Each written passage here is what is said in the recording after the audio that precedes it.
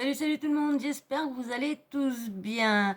Donc déjà le sujet c'est, je vous ai posté une petite vidéo il y a pas si longtemps que ça, une vidéo sur la jeune femme qui avait, vous avez mis son témoignage dans TPMP et il y avait qu'une petite partie. Donc là du coup je vous ai retrouvé une grande partie de son témoignage que j'ai pris ça sur Allo Docteur. Donc du coup, je vais vous faire écouter son histoire. Et puis bah voilà, c'était juste pour que vous entendiez son histoire jusqu'au bout avec les réseaux sociaux. Donc je vous mets tout de suite son audio. Et puis allez hop, je vous laisse avec l'audio. Arrivé, il m'a prise, il m'a soulevée. Je me suis écrasée sur la table de chevet de notre fille et après, il m'a dit je vais te tuer.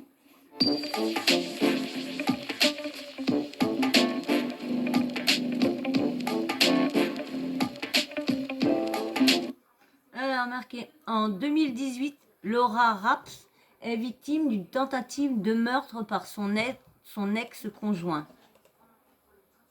Un an plus tard, il est libéré et la menace de nouveau.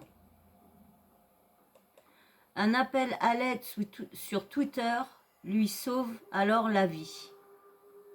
J'étais fusionnelle, tout se passait bien les premiers mois. Et au bout de 4 ou 5 mois, il y a eu la première gifle. Pareil, rentrée de soirée, il était alcoolisé et j'ai pas compris. Je suis restée en état de choc et de sidération. Il s'est excusé le lendemain et j'ai pardonné. J'ai pardonné la première gifle et ça a été mon erreur, car quand on pardonne la première, c'est aussi souvent qu'on va pardonner les autres coups. Il m'a étranglée à de nombreuses reprises, il partait en soirée, il découchait ou il rentrait en plein milieu de la nuit, il me sautait dessus, il m'étranglait. C'était horrible, il m'humiliait, il me critiquait sur mon physique, il me dit regarde, t'es grosse, t'es dégueulasse. Je voyais plus trop mes amis que je fréquentais de l'école.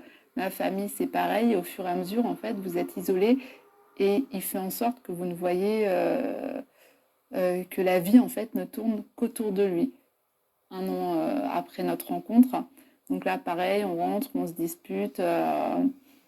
Voilà, là, j'ai même pas compris ce qu'il m'a fait quand il m'a sauté dessus. Et là, j'ai les voisins qui ont appelé la police. La police a toqué chez moi et pareil, état de choc, de sidération. J'ai minimisé forcément la situation auprès des policiers et j'ai pas déposé plainte. J'arrivais pas à me dire que cet homme venait de me frapper, que j'avais subi des violences conjugales et j'avais honte. Et là, dans la nuit du 16 au 17 avril, il a mis à exécution ses menaces. 2019. On se dispute, ça se passe pas très bien, il me fait mal, je le repousse, je me dis ça sert à rien de parler avec lui. Je me suis dit je vais aller retourner dans la chambre de notre fille, donc je m'allonge, en fait j'ai à peine le temps de m'allonger qu'il est arrivé, il m'a prise, il m'a soulevée, je me suis écrasée sur la table de chevet de notre fille et après il m'a dit je vais te tuer. Puis il m'a étranglée, il était sur ma gorge. Donc j'ai hurlé, je me suis débattue. Forcément, ma fille s'est réveillée, elle hurlait, j'ai cru que j'allais mourir devant elle. Et je voulais sortir de l'appartement pour aller prévenir les voisins, mais quand je suis arrivée devant la porte, ils m'avaient enfermée à clé. On ne ferme jamais la porte à clé. Donc je me suis dit, je vais sauter par la fenêtre, parce que j'étais déjà dans un état catastrophique dû à tous les étranglements. Sauf qu'il est arrivé, il était devant la porte et j'ai pas eu le temps de sauter par la fenêtre. Et là, il m'a prise, il m'a éclaté la tête contre le mur. Je suis tombée par terre, il s'est mis à califourchon sur moi et voilà, il m'a étranglée. Et là, je me suis dit, c'est bon, voilà. J'étais si près de la porte d'entrée, je me suis dit, je vais mourir.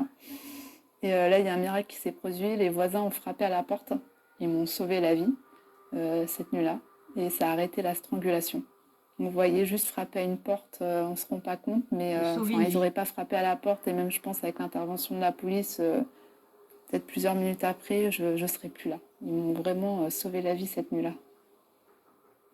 Alors, mon ex-conjoint a été arrêté par la police. Il a été placé en détention provisoire pour tentative de meurtre sur ma personne. Donc là, ça a été très difficile, hein. J'ai cru que il y avait le traumatisme où j'ai failli mourir sous les yeux de ma fille. Donc ma vie s'est arrêtée cette nuit-là. Et ça a été très violent. On ne se rend pas compte de l'impact psychologique. Même de dire devant tout le monde, mon conjoint essaie de me tuer, il est en prison. Et là, le 14 février 2019, contre toute attente, il a été libéré en attente de son procès, sans bracelet électronique, avec un simple contrôle judiciaire. Donc après, forcément, l'enfer a commencé, hein. Je me suis retrouvée nez à nez avec lui devant chez mes parents le dimanche de Pâques et j'ai eu peur pour ma vie. Pour celle de ma fille, je me suis dit en fait, la juge, elle ne répondra que quand il m'aura sauté dessus, que quand je serai morte. J'ai fait des rencontres sur les réseaux sociaux, donc j'ai rencontré une féministe, Sophia, parce que je cherchais de l'aide partout. Elle voyait que j'étais désespérée, elle avait peur pour moi, elle m'a dit on va utiliser les réseaux sociaux pour essayer d'interpeller les politiques, les médias. Et le 14 mai 2019, j'ai lancé un SOS, un appel à l'aide. Beaucoup d'internautes qui ont été choqués. Et là, au bout de 2-3 heures, j'ai les premiers médias qui me contactent. Et là, ça a fait effet boule de neige. Une semaine après, mon ex-conjoint a été remis en détention provisoire pour toutes les infractions qu'on avait dénoncées avec mon avocate. Donc Twitter, les réseaux sociaux et les médias m'ont sauvé la vie. Il a été condamné par la Cour d'assises des Hauts-de-Seine à 8 ans de réclusion criminelle pour tentative de meurtre et 5 ans de suivi socio-judiciaire. Et le 21 septembre 2020, la Cour d'appel de Versailles a déchu des droits parentaux mon ex-conjoint. Et ça, c'était une victoire de reconnaître enfin qu'un homme violent ne sera jamais un bon père. Ce que je voudrais dire, parce que moi j'ai toujours eu honte d'en parler, je pense que de nombreuses victimes ont honte. Et la honte, c'est pas aux victimes de les avoir. Il n'y a pas de honte aujourd'hui à dire qu'on est victime de violences conjugales, c'est aux bourreaux d'avoir honte. Voilà, pardon.